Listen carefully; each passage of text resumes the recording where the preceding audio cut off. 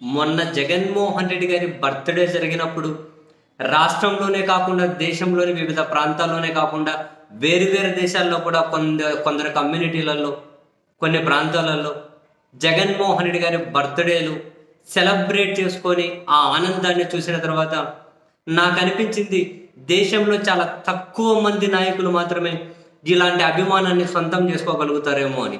అధికారంలో ఉన్నారా లేదా అన్నది కాదు పాయింట్ ఇక్కడ. దానితో సంబంధం లేకుండానే జగన్మోహన్ రెడ్డి గారి నాయకత్వాన్ని వీళ్ళు ఈ స్థాయిలో అభిమానించుకుంటూ ఈ స్థాయిలో సెలబ్రేట్ చేసుకున్నారు అంటే నిజంగానే ఇంత అభిమానం సంపాదించడం చాలా తక్కువ మంది నాయకులకే సాధ్యపడుతుందేమో. ఈ స్థాయి ఫాలోయింగ్ ఉండడం పక్కా. ఆంధ్రప్రదేశ్లో అంటే రాజకీయ ప్రయోజనాలు అనుకుందాం కాసేపు.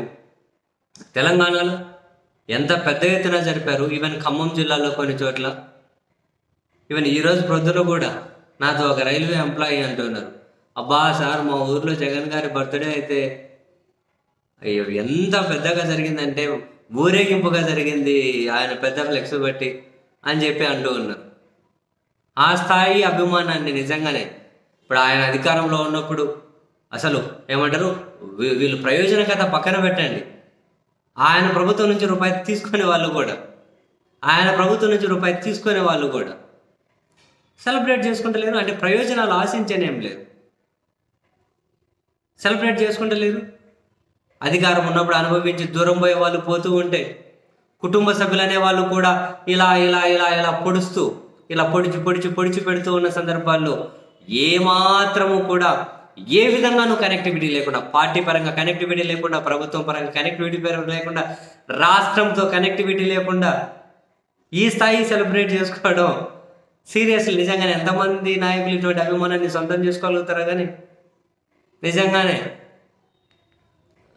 గ్రేట్ అబ్బా.